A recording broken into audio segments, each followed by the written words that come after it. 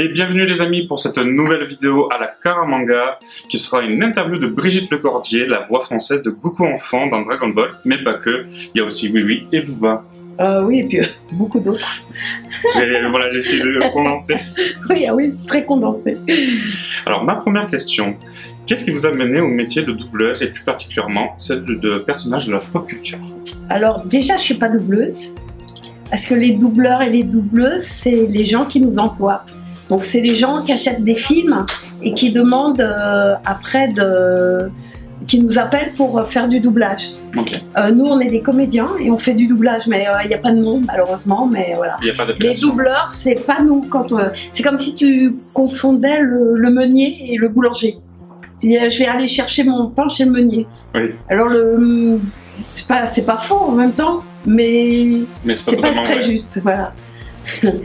Alors qu'est-ce qui m'a amené en fait, je suis arrivée dans ce métier par hasard, enfin dans cette partie de mon métier par hasard, parce que j'étais comédienne, je jouais au théâtre, comme beaucoup de mes camarades d'ailleurs, on a beaucoup ont commencé comme ça, et puis comme j'étais pas très grande, je jouais des enfants ou des personnages un peu particuliers, petits, jeunes, rigolos, et du coup on est venu me chercher pour faire des voix d'enfants dans des films, voilà. Ok, ça marche, merci. Comment s'est passé le doublage de l'animé Dragon Ball et Dragon Ball Z? Tu veux que je te raconte du début? Alors, en 1984, écoute, ça s'est bien passé. Ça s'est bien passé dans la mesure où, au départ, on comprenait pas trop ce que c'était, parce que c'était un dessin animé comme on n'en avait jamais vu avant. Oui. Et puis personne connaissait l'animé, ou avant il y avait eu Goldorak, des choses comme ça, mais oui, ça ressemblait pas trop à ça non plus. Donc on connaissait pas ce type d'animé, ce type d'animation. Alors au début on se disait c'est bizarre, moi-même mon petit personnage je savais pas trop qui il était réellement, toi. Et puis au fur et à mesure j'ai vu que c'était un super héros et j'ai grandi avec lui. Et comme vous avez grandi avec moi, on a grandi ensemble. C'est peut-être pour ça qu'on a tant de liens d'ailleurs. Ben oui, tout à fait. Non mais c'est vrai, hein, je pense que voilà, et lui-même a grandi, ce qui fait que. Et puis à chaque fois il obtenait des pouvoirs différents. Et puis, oui, il a évolué au fur et à mesure. Voilà. Entre Dragon Ball, Dragon Ball Z. J'ai compris, moi, son évolution en évoluant avec lui. C'est extrêmement rare dans un dessin animé. Oui. Tu vois, parce que je pense que toi, des choses comme Babar, Oui, tout ça, c'était fait dès le départ. Et le caractère, il était comme ça. Et puis voilà, on savait que c'était. Ce qu'il y avait au début, c'était aussi à la fin. Ça l'est encore aujourd'hui, hein, puisque je double encore des Oui aujourd'hui. Et c'est toujours le même. Alors que Goku, à chaque fois, il me surprenait, quoi. C'est bien. Ouais, tout à fait. Quels sont vos meilleurs souvenirs ou anecdotes par rapport à des séances de doublage sur X-Super ou ETS? Alors, je sais pas, c'est vachement difficile de dire ça comme ça, toi. Moi, ce que j'ai aimé, c'est l'équipe de Dragon Ball avec mes amis, mes camarades, qui sont toujours mes amis, mes camarades d'aujourd'hui, Patrick Borg, Marc Lesser, Céline Mansara, Éric Legrand, oui, Philippe Ariotti, voilà, et puis tous ceux qui nous ont quittés aussi.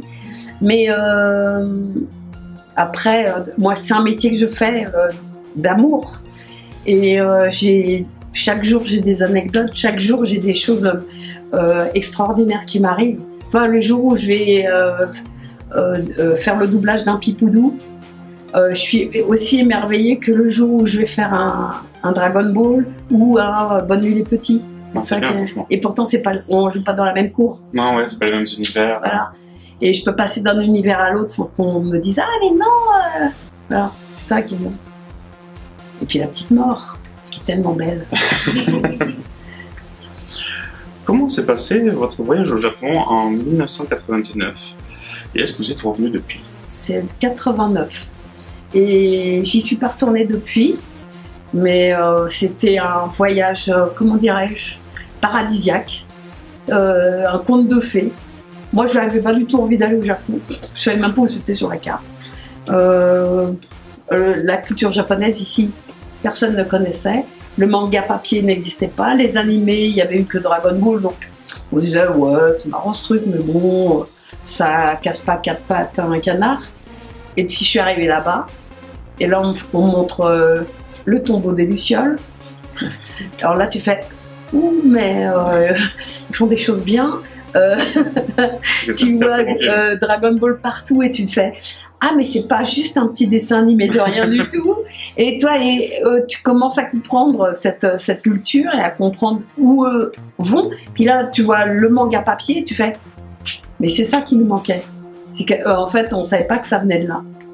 Et ce qui est amusant aujourd'hui, c'est les gens, les puristes, disent oui, alors dans l'épisode 3, vous ne dites pas je suis tombée, il disait je me suis cassé la figure, pourquoi vous l'avez traduit comme ça? Et juste, on l'a traduit comme ça parce qu'on ne savait pas. Parce qu'on n'avait pas les outils à l'époque pour... on n'était pas armés. On a fait du mieux qu'on a pu. Ce qui est déjà très bien. Ouais, ouais. D'ailleurs, je pense que c'est pour ça qu'on est là aujourd'hui. Parce qu'on a fait du mieux qu'on a pu. Si on avait fait de la merde, ça se saurait. Je pense. Quel personnage a été le plus difficile à jouer? C'est Kaioshin.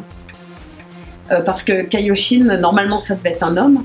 Sauf que tous les garçons, c'était une petite équipe. Hein. Il y avait Eric, Patrick, Ariotti, Atlas ou Lican, suivant les années. Et puis c'est tout. Et il y avait beaucoup de garçons, quoi.